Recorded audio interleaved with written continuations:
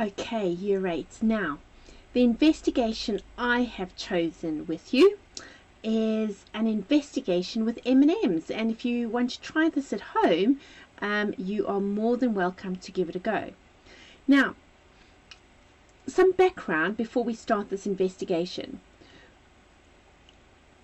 We know that different food colorings are used to give us the colors on the M&Ms, and those food colorings are known as dyes. Let me write the keyword over here, D-Y-E-S. Now, I wonder, these dyes are made up of something called pigments, and I wonder if some pigments are heavier than other pigments. Now, heavier pigments, would they move faster or would they move slower? That is what we are trying to find out. So, what we're going to do is we're going to find out how quickly these different pigments move. So what do we need to do? Well, the first thing is, for the independent variable, we need to choose what color M&Ms we're going to use. So I've got green, I've got blue, I've got orange, I've got brown, yellow, and red. So that is my independent variable because I've decided to choose these particular colors. Now, what am I going to need to measure to find out which pigment moves the fastest? Well, probably in its simplest, if I arrange them all on the outside and I then add water, the dye would dissolve and it would move towards the middle of this Petri dish. Now, if I find exactly where the middle of my Petri dish is, I could time how long does it take the dye to reach there. And obviously, the quicker it reaches there, that tells me the smaller the pigment is. So, to find my middle mark, I'm going to use my ruler. And I see that the diameter of my circle is 8.5.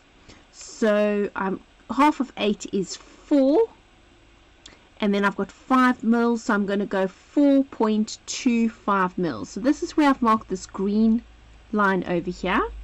And then if I turn my ruler the other way around and do the same thing, 4.5, so just see there, 8.5, so 4 and halfway between 4 and 4.5 is around there. So X marks the spot, as we say. So where those two lines meet in the middle, that is where I'm going to stop my stopwatch when the color moves there. Okay, so what I've done is I've worked out my independent variable is the different colors, and I need to be specific, state what they are, so that I can carry out, or you can carry out the experiment in exactly the same way as I intend you to do. And then what we're going to do, in order to make it repeatable, I'm going to use 3 of each color. So 3 blue, 3 green,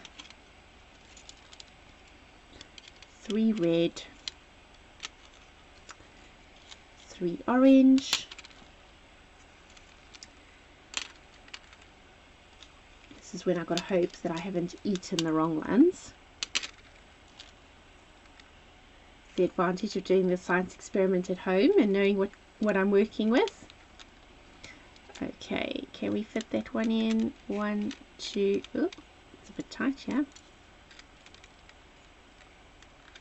Okay.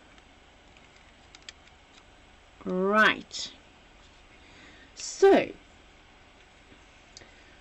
my dependent variable is going to be the time from when I add water for the dye to dissolve and move to the center of the cross. So time for the cross, time for the dye to reach the cross. So if in your teams one row was watching the greens, one row was watching the reds, one row was watching the oranges, one row was watching the yellows, and another row was watching the browns, the advantage of having 3 of each color is that you can work out the average.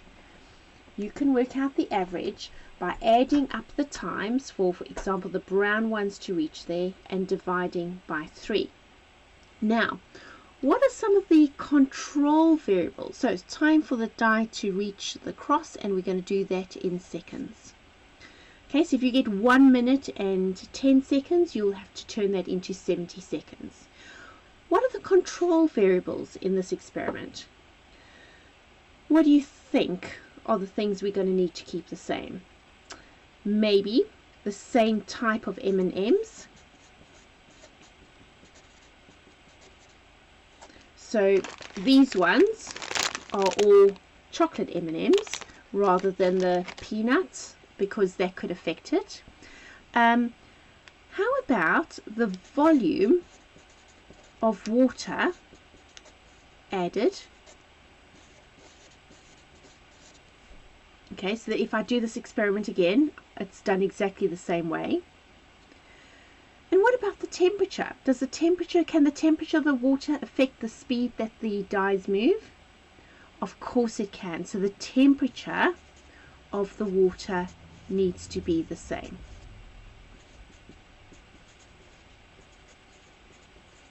Now I want you to imagine that you are writing this experiment for someone in year 5. So I want you to be as specific as possible. Clear is kind. Give them as much information so that they can do the experiment exactly as you intend to do it. So very, very quickly, the independent variables, the different colors. The dependent variable is the time for the dye to move to the cross. And I'm going to start it by adding water. And the moment I add the water to cover the bottom, I am going to start the stopwatch. And then each group is going to time how long it takes for their color to reach the cross. So you're going to spend the rest of the lesson in silence writing up your aim, apparatus. This is a Petri dish, by the way. You're stating what the independent and the dependent variable is, the control variables, what color your hypothesis, what color do you think is going to win, and then your method. And then next lesson we're going to watch this experiment and see if your hypothesis is correct. Work hard, year 8s. Well done.